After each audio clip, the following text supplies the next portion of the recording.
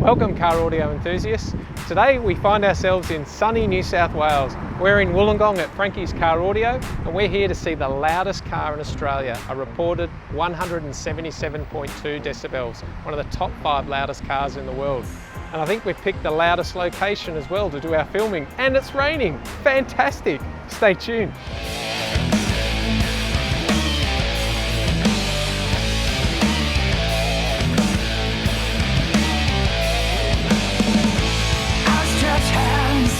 Been looking at this car online for a couple of months, so it's a really great opportunity, and thanks for making your time to talk to us today.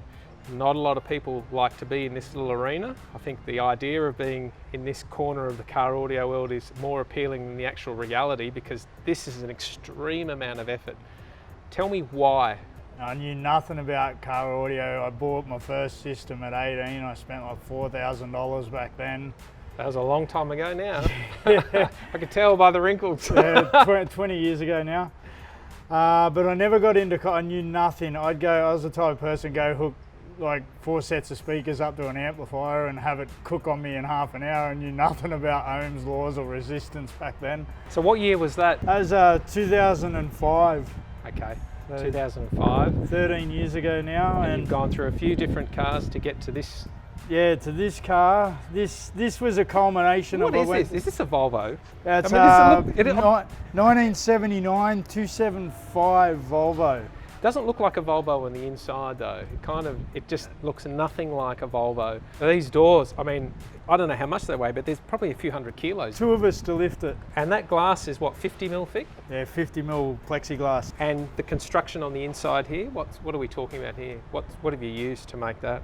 I used a steel frame welded to the inner skin of the door, then MDF, and then I've welded steel inside as well to plate it, and then moulded it to the MDF that's down low from the bottom half of the door up to the about window line. Crazy, absolutely crazy. So, who inspired you, or what inspired you to get into extreme SPL? Is this one thing that just bubbles over to the next and on you go, and it's like this roller coaster effect, and suddenly you find yourself with a car that weighs 3 tonne, you can't really drive anywhere? How do you arrive at that? I'd say it's like, the best way to describe it would be like a guy that builds a car to go down a quarter mile. Once he hits a certain time, then he wants to better that time and better it and better it, and then eventually he spent a couple $100 grand on a drag car. About 6 months later, we bought this car for $400 from Sydney, and then 2 months later it was an extreme car built out front of me house. Crazy. What are you running in this car? There's only 4 speakers? Yeah, it runs 4 Black Death Bubonics 15-inch subs. It also runs 2 Vibe Reaper amps. They're not the new model. The new model amps are rated like 15,000 RMS. These ones are like 9,000 RMS. It puts out, we've clamped them both, it's 16,500 RMS that's going into it. Crazy.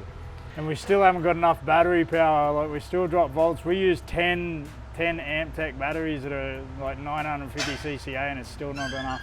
The subs are in a sealed enclosure? Yeah. Are you just, these top secret tips you're going to give away here, or is No. I learned a lot at the start through researching myself, I didn't ask people for the quick answers. I went and looked for the answers myself. I find it better if I learn more. But the sealed chamber for the subs was actually, I used to run ported like an 8th order bandpass inside, where now it's more like a quasi 4th, 6th sort of thing. Yeah, so I ran 2 sealed chambers in it, but the original, it's already been changed twice since I did that.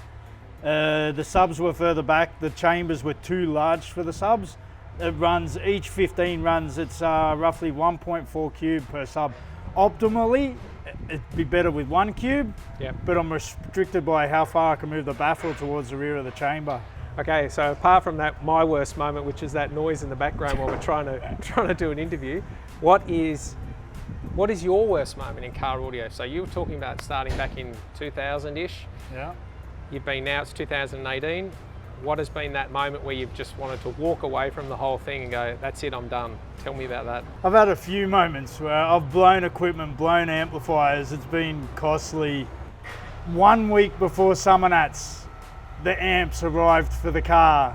These amps retailed for 9,500, ground zero, the ground zero 2.20 Ks, and within half an hour of hooking them up in this car and testing them, I've burped the car 70 hertz, well above its tuning frequency, and dead shorted one of the amps and popped 40 FETs in this amplifier and caused $2,500. It was later, 1 week out from Summer Nats when it's the debut, and I've talked it up to be this record-setting car, and then go to Summer Nats and couldn't set the record. When it occurred and it blowed, I actually nearly cried. At the moment, smoke's pouring out the back of this car. I'm trying to rip the cables out of this amp and everything to reduce the damage to it.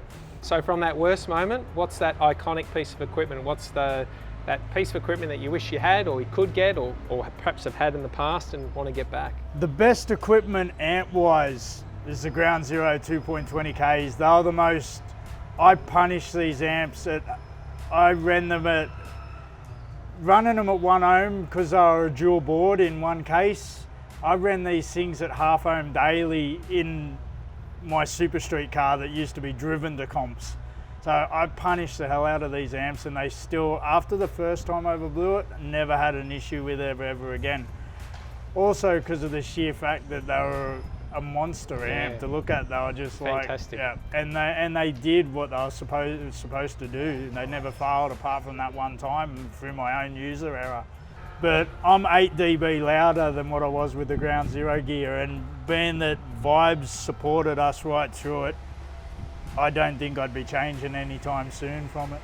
One piece of advice, given all your years in the industry that you've been producing this sort of car, what's your advice you'd give someone starting out or a young person into car audio?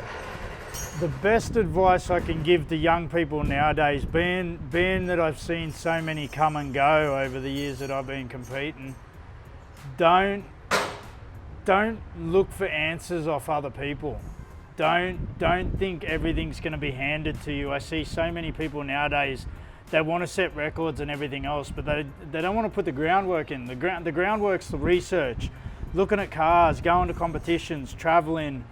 Don't sit on the internet and ask on Facebook or forums and go, oh, what will work with this car? Has someone built this or someone built that? Yes, you will find that stuff out, but all the stuff, the important stuff you need to know that makes you loud in the end is going to be the things that people don't tell you. It's all the little niggly things that I myself have learnt over the years, or people will say are secrets. They're not secrets. I'm willing to share them with people. But I think personally you won't get the satisfaction if you get the easy answer. If you're passionate about it, you're not going to care about searching. And also, if you want to be the best in the country and beat this car, or try to, or try set records in any classes, be prepared to lose a lot of time. Yep. It's the time involved that be prepared. You're going to spend a lot of time in it. If you have a relationship, your relationship's going to suffer. I lost a relationship due to SPL. I lost friendships due to SPL because I was spending more time on my cars and more time researching and everything else. I will get there and say at times myself that I did a lot on my own. I did my research on my own and everything else. I did a lot of my builds on my own, but it still took other people. Like everybody, I see people in the sport say, I did this myself. None of us did it ourselves. No, we all looked for somebody else and we all looked at other builds. It's never on our own. And that's one thing I've learned over time, that to be humble. 100%. It's about collaboration and participation. And no great thing ever happened with one person sitting in a room on their own. It's been inspiration from all walks of life and all different people that cross your paths. And when it came to these cars, a lot of these things were secrets. No, you never seen pictures of extreme cars inside. People never used to let people see inside their cars. Where the sport started to die off, and then people started, well, how are we going to build it? We need to pass on our knowledge. And Wayne Harris, DB Drag Association founder, said to me 3 years ago when he was talking to me at finals, he said, we need people like you, veterans of the sport, to pass your knowledge on to other people. That's one thing I've never not done throughout the years I've competed. That if anybody's wanted help, I'm happy to help them. I came back to the sport to help grow and help it grow again, and that's my main goal. I wanted to put Australia on the world stage with this car. That's been achieved. Now I just want to grow the sport in the country so we can have more people that are setting records. There are guys in Australia that are up with the world's best in their class, but there could be much more. So this car is 177.2 dB. Yes. Loudest car in Australia. Yes. 5th loudest in the world, from what we understand? 5th or 6th last time I checked. Right. Yeah. I think I need to listen. I don't need 177 because I won't walk out of the car alive, but I believe I'm going to get into this death chamber and you're going to give me a little bit of a hit. There's no seat, Billy. No. Pretty cozy in here, mate. So, oh, echoey. This is full on. And there's over 100 mil thickness in the walls. The glass here, that's what? Gosh, 80 mil thick. 80 the mil front thick. window is. It's 2 layers of 40 mil. It's insane. This is truly insane. I love it. I love it. How much does this cost, man? The subs aren't the most expensive thing. It's the build in this car. Like, how much money have you spent to produce top car in Australia in terms of how loud it is, and one of the top 10 cars in the world for, again, how loud it is? There's a cost factor to be up in the best in the world. Yeah. How much does that cost? I would look at, if we were to go how much costs paint, everything with the car, and the build to date without labour, the fact that I spent nearly 1,000 hours on this thing, if not more. I have a logbook of my hours. Invested into this would be, without equipment, 25,000, no problems, just to build it. Yeah. For a $400 car. From a $400 car, in materials and build and everything. And wow. That doesn't include labour and paint and everything. Like, to get all that, I'd look at it, if someone was to pay somebody to build this for them, they'd be spending over 60, 70,000 easily. I'm ready. Let's have a listen. Not a problem. Yeah, I think I'm ready.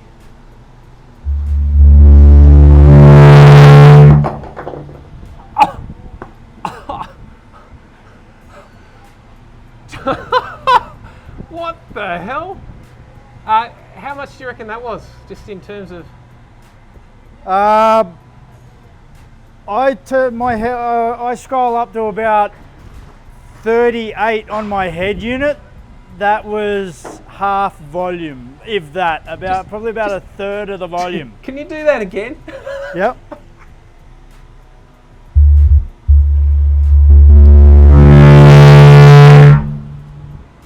Oh.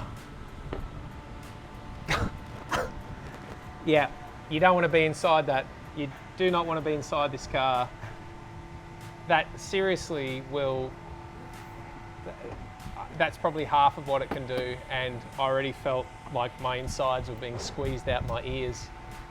When I was first doing it and we first tested the car after putting it back together after sitting for 6 years, I sat inside it just to make sure everything's working, like turn it on, test it, test each sub individually. And I had the Term Lab sitting there at about 160, and I've sat in cars that loud and it's hurt. It hurt a lot. Now this side of the car, the pressure's not as much. No. On the passenger side, on the other side of the console on the port, pressure's going to be a lot more. You can feel it building, and it's that sense that you're in imminent danger very soon. Like, you can just feel that it's compressing and you get, if that door was shut and you're in there, the pressure would kill you. Yeah. No question. At that volume, it's I say volume at that sound pressure. That's be technically correct. It's enough to shock. It's enough to shock the sinus rhythm of your heart out, and you will have a heart attack and die. That's a sobering thought. I'm getting out of this car now. Billy, that's, I'm truly impressed, mate. It is a credit to you. And honestly, It doesn't matter what part of the car audio spectrum you're on, and I know this is right up in that little niche area, but it's a credit to you. The amount of effort you have to put in to produce something like this is credit to you. So congratulations again, mate. Well done.